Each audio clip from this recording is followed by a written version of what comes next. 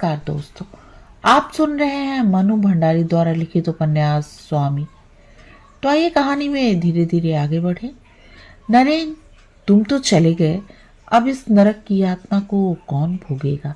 एक बार प्रेम दिखाकर तो मुझे किसी लायक नहीं रखा, और इस बार आए तो जीने के सारे सारे रास्ते बंद करते गए। शाम को वे आएंगे, उनके पहले ही किस तरह सारी बातें उन तक पहुंचा दी जाएंगी, कितना तोड़ मड़ोड़ कर, कितना जार भर कर। और उसके बाद शाम को पति की आवाज सुनते ही उसे लगा जैसे उसके हृदय की धड़कन रुक गई। सारी बात सुनते ही बिना एक क्षण भी रुके वे दन दन आते हुए कमरे में आएंगे और कहनी अनकहनी सब कहेंगे। हो सकता है हाथ पकड़कर कमरे से बाहर कर दे। ठीक है, आने दो, मैं भी साफ साफ कह दूंगी, हाँ हाँ, मैं नरेन से प्रेम करती हूँ। वो मुझे लेने ही आया था और मैं अब जा रही हूँ। संभालो अपना यह घर। 3 महीने में क्या मिला है मुझे? रोज रोज के लड़ाई झगड़े, रोज रोज का अपमान। मैं उन सती साध्वियों में से नहीं हूँ जो। मिनी, घनश्याम खड़ा था। सुलगती सी आंखों से ही उसने एक बार घनश्याम की ओर देखा। युद्ध के लिए तैयार, हर चुनौती के लिए तत्पर। नरेन बाबू चले गए, इतना मैं खुद कर कह कर गया था, अखिल को कह गया था, फिर भी रुके नहीं। मन हुआ पूछे, क्यों जूते मारते हो? मैं तो जैसे तैसे काम समाप्त करके आज ही लौटा। न चेहरे पर कोई विकार, न स्वर में। जो सामने दिखाई दे रहा है वो उस पर विश्वास करे या नहीं। उसने ऐसी चुभती हुई नजरों से घनश्याम को देखा मानो आज वो उसकी सज्जनता के सारे आवरण चीर कर रख देगी, इस ढोंग और नाटक का रेशा रेशा उधेड़ कर रख देगी। इतना वह भी जानती है कि पति को सजा देने का, भत्सना करने का तरीका और लोगों की तरह फूहड़ और भद्दा नहीं होगा। तो वो शायद बहुत मीठी मार करेंगे, ऐसी कि मिनी लहूलुहान भी हो जाए और उफ तक भी ना कर पाए। बहुत भाग दौड़ की, पर अच्छी वसूली नहीं हो सकी। इस बार बाजार में बड़ी मंदी चल रही है। चाहता था अच्छा पैसा हाथ में आता तो इस बार पूजा धूमधाम से करवाते। तुम्हारी तो इस घर में पहली पूजा है। क्यों बेकार की बातें करते हो? अपने असली मुद्दे पर आओ। जितना लांछित करना है एक बार ही कर लो। यूं धीरे धीरे हलाल करने से क्या लाभ? पर वे जैसे आए थे वैसे ही चले गए। मिनी हतप्रभ, उसकी नसों का तनाव अब जैसे उसे ही तोड़ने लगा। आज उसे लगा शायद फांसी की वास्तविक यातना उतनी भयंकर नहीं होती होगी जितनी उसकी प्रतीक्षा की यातना, उस क्षण तक पहुंचने की यातना।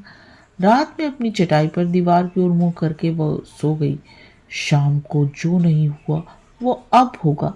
घनश्याम की सारी क्षमाशीलता और विनम्रता के नीचे जो एक खास तरह की दृढ़ता है उसे वह जानती है। बहुत शांत, संयत किंतु दृढ़ स्वर में वह कहेगा, अब इस घर में तुम्हारा रहना नहीं हो सकता। तुम जहाँ चाहो वहाँ भेजने की व्यवस्था कर दी जाएगी। इसके जवाब में वो क्या क्या कहेगी, वो वहाँ भेजने की व्यवस्था कर दी जाएगी। इसके जवाब में वो क्या क्या कहेगी, वह सब भी उसने कई बार मन ही मन दोहरा लिया। पति की ओर से हर संभावित आरोप और उसका हर संभावित उत्तर, पर अपने सोचे हुए ये उत्तर खुद ही उसे व्यथामुक्त नहीं कर पा रहे हैं। अपराध का जो असह्य बोझ उसकी छाती पर लदा है उसे किंचित मात्र भी कम नहीं कर पा रहे हैं। घनश्याम के आने की आहट से ही उसकी विचारधारा टूटी। वो नए सिरे से अपने को तैयार करने लगी। अभी अभी एक बेहद सधी हुई और दृढ़ आवाज चीरती हुई यहाँ से बाहर तक फैल जाएगी, पर कहीं कुछ नहीं। सरकता हुआ हर क्षण उसे निश्चिंत बनाने की बजाय और अधिक अधीर बनाने लगा। कोई बातचीत नहीं, ये नाराजगी ही है। इस स्थिति में कोई औरत सो सकती है भला? इतनी बात तो ये भी जानते ही होंगे। मिनी ने पूरी रात करवटें बदलते हुए ही बिताई। भीतर से वो चाहे जितनी भी त्रस्त हो, ऊपर से अपने को बहुत सहज स्वाभाविक बनाकर ही सवेरे वो बाहर निकली। उसके चेहरे की दयनीयता और कातुरता घर वालों को कितना प्रसन्न करेगी, और उसकी लापरवाही और उपेक्षा भाव उन्हें कितना त्रस्त करेगा, वो आप खूब अच्छी तरह जानती है। और इस तरह की प्रसन्नता तो वह उन्हें कभी होने नहीं देगी। रसोई में घुसते ही देवरानी ने एकदम गरजते हुए कहा, तुम रहने दो दीदी, रसोई का काम आज मैं ही देख लूंगी। क्यों? वहीं ठिठक कर मिनी ने पूछा। मैं क्या जानूं, माँ से ही जाकर पूछ लो, वे अपने कमरे में ही तो हैं। और उसके चेहरे पर यही व्यंग भरी मुस्कान उभर आई। टुकी ने उसकी तरफ देखकर गुस्से और घृणा से मुंह फेर लिया। मिनी के तन बदन में आग लग गई। इतना अपमान! तो अब वह अस्पृश्य हो गई। वो दंदनाती हुई कमरे में आई, भड़ाक से दरवाजा बंद कर दिया। ठीक है, वो जब तक यहाँ है अपनी छाया भी किसी पर नहीं पड़ने देगी। लेकिन एक असह्य घुटन से उसका मन छटपटाने लगा। उसने खिड़की खोली। दूर तक फैला हुआ नीला स्वच्छ मुक्त आसमान। वो सीखचे पकड़कर खड़ी रही। घर वालों की हुई व्यवस्था तो उसने जान ली, इससे अधिक कि वह उनसे अपेक्षा ही नहीं करती थी।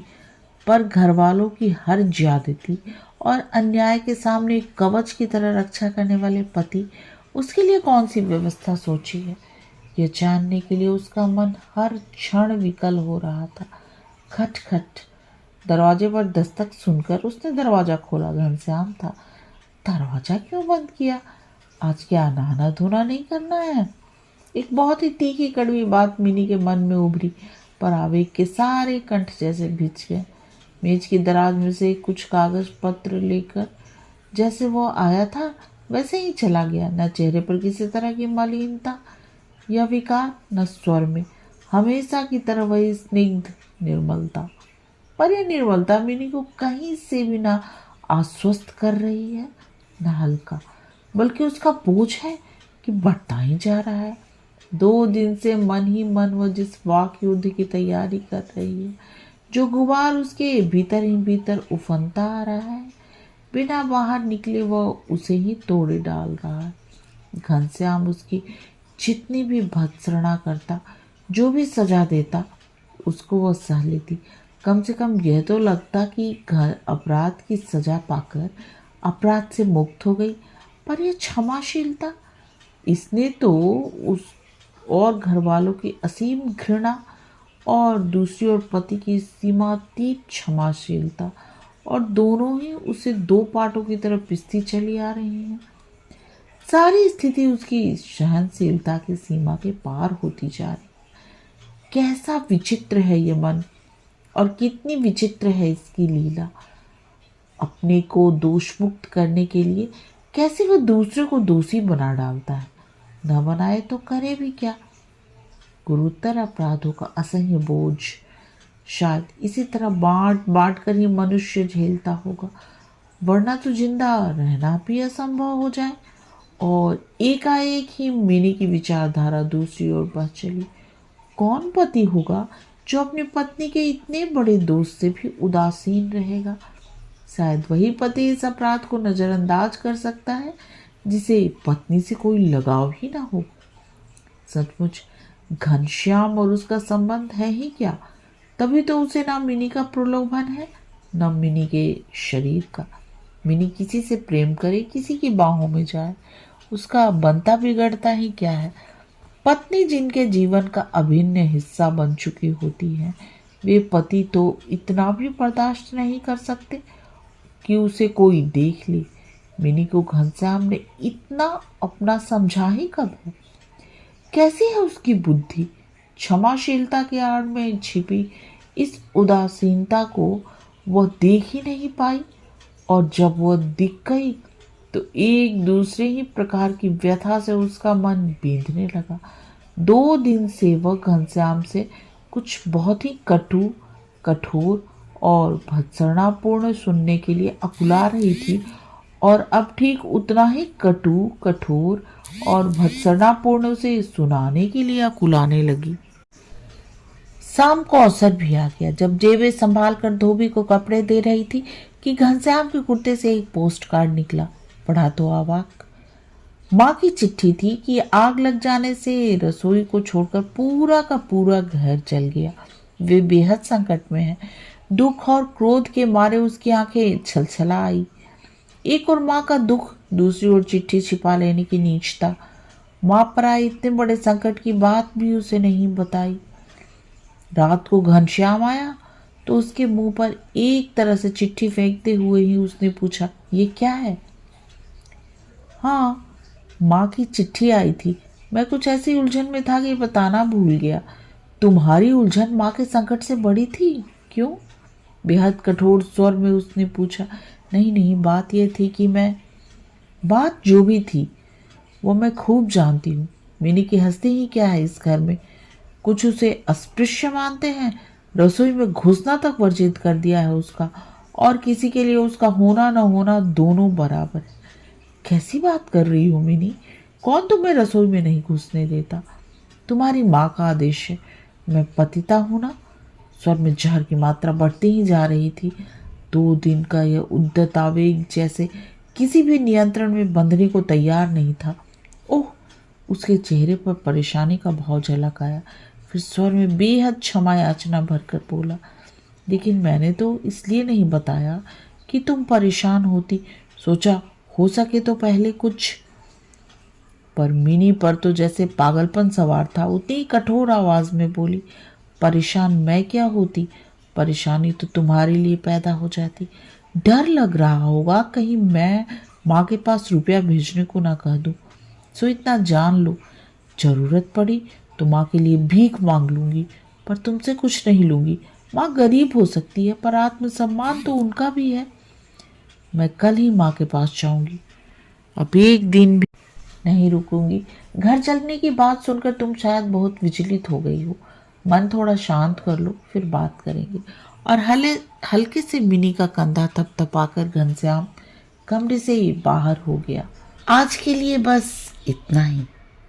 तब तक के लिए आज्ञा दीजिए। नमस्कार। और हाँ, चैनल को लाइक, शेयर और सब्सक्राइब करना ना भूलें।